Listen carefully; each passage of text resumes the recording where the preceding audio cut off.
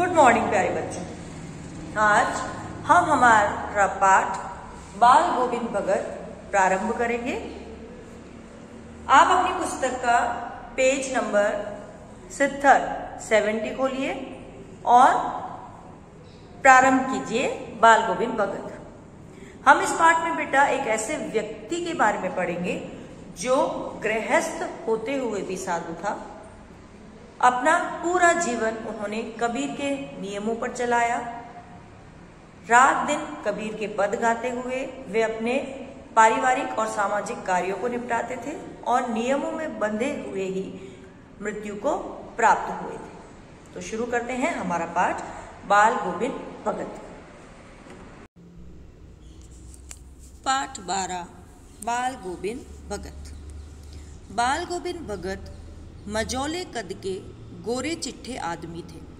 60 के ऊपर ही होंगे, अर्थात उनकी उम्र 60 वर्ष से अधिक थी। बाल पक गए थे। बाल पकना मतलब बाल सफ़ेद होने लगे थे। लंबी दाढ़ी या जटाजूट तो नहीं रखते थे, किंतु हमेशा उनका चेहरा सफ़ेद बालों से ही जगमग किए रहता। कपड़े बिल्कुल कम पहनते, कमर में एक लंगोटी मात्र और सिर में कबीर पंथियों की सी कनफटी टोपी। बेटा कबीर संप्रदाय को जो लोग मानते हैं वो एक सफ़ेद कलर की टोपी पहने रहते हैं जो कानों से थोड़ी सी ऐसे राउंड शेप में कटी हुई होती है। जब जाड़ा आता तब एक काली कमली ऊपर से ओढ़े रहते, काली कमली कंबल। मस्तक पर हमेशा रामानंदी हुआ चमकता हुआ रामानंदी चंदन जो नाक के एक छोर से ही औरतों की टीके की तरह शुरू होता था, है ना, कि रामानंदी चंदन लगाते थे बेटा, जो नाक से शुरू होकर सिर तक जाता था। गले में तुलसी की जड़ों की एक बेडोल माला बांधे रहते। ऊपर की तस्वीर से यह नहीं माना जाए कि बाल गोविंद भगत साधु थे, नहीं, बिल्कुल गृहस्थ।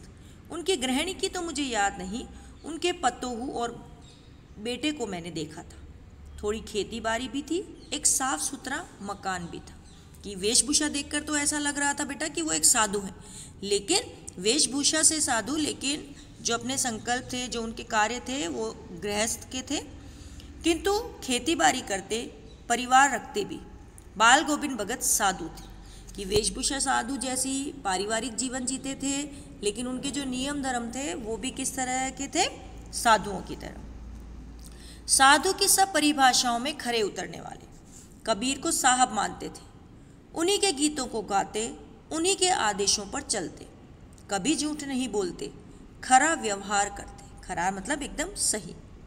किसी से भी दो टूक बात करने में संकोच नहीं करते कि जो सही है उसे सही कहना और गलत का साथ नहीं देना। न किसी से खामखाह झगड़ा मोल लेते, कि बिना बात झगड़ते नहीं थे। किसी की चीज़ नहीं छूते, न बिना पूछे व्यवहार में लाते। इस नियम को कभी कभी इतनी बारीकी तक ले जाते कि लोगों को कुतूहल होता, कि बहुत बार हम चीज़ों के साथ समझौता कर लेते हैं बेटा, लेकिन वो इतने नियमों के पक्के थे कि लोगों को आश्चर्य होता था कि कोई अपने नियमों पर इतना कैसे दृढ़ हो सकता है।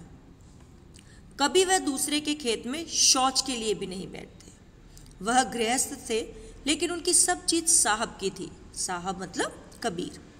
जो कुछ खेत में पैदा होता, सिर पर लाद कर पहले उसे साहब के दरबार में ले जाते, जो उनके घर से 4 कोस दूर पर था।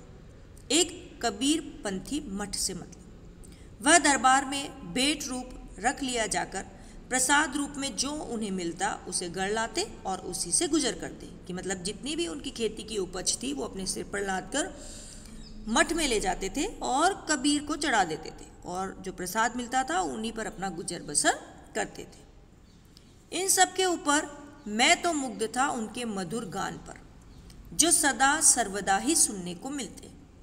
कबीर के वे सीधे साधे पद जो उनके कंठ से निकलकर सजीव हो उठते। बेटा कबीर एक निर्गुण धारा के बहुत प्रख्यात कवि थे और बाह्य आडंबरों के कट्टर विरोधी। तो उन्हीं के पदों को वो गाते थे और उनके मधुर स्वर से सज कर ऐसा लगता था कि वो जो पद हैं वो हमारे सामने जीवंत है। आषाढ़ की रिमझिम है, समूचा गांव खेतों में उतर पड़ा है। कहीं हल चल रहे हैं, कहीं रोपनी हो रही है। रोपनी बेटा कि पौधों के जो सेपलिंग्स जो आ जाते हैं, बीज फूटकर जो अंकुरित हो जाते हैं, तो चावल की खेती में क्या होता है, पहले एक बार बीजों को कॉम्पैक्ट एक साथ उगा दिया जाता है और फिर पानी से भरे हुए खेतों में उन्हें दूर दूर लगाया जाता है। उस क्रिया को रोपनी कहते हैं। धान के पानी भरे खेतों में बच्चे उछल रहे हैं। औरतें कलेवा लेकर मेड़ पर बैठी है। आसमान कलेवा नाश्ता। आसमान बादल से गिरा, धूप का नाम नहीं। ठंडी पुरवाई चल रही है। पूर्व की ओर से आने वाली हवा को पुरवाई कहते हैं। ऐसे ही समय आपके कानों में एक स्वर तरंग जनकार सी कर उठी। यह क्या है, यह कौन है, यह पूछना न पड़ेगा। बाल गोविंद भगत समूचा शरीर कीचड़ में लिथड़े अपने खेत में रोपनी कर रहे हैं। उनकी अंगुली एक एक धान के पौधे को पंक्तिबद्ध खेत में बिठा रही है। उनका कंठ एक एक शब्द को संगीत के जीने पर चढ़ाकर कुछ को ऊपर स्वर्ग की ओर भेज रहा है और कुछ को इस पृथ्वी की मिट्टी पर खड़े लोगों के कानों की ओर। जीना मतलब बेटा सीढ़ी होता है, तो ऐसा लगता था कि वो गाते थे तो वो स्वर को अपने गले के माध्यम से एक सीढ़ी पर चढ़ाकर स्वर्ग मतलब इतना ऊंचा और मंत्र मुग्ध कर देने वाला उनका गीत होता था। बच्चे खेलते हुए झूम उठते हैं।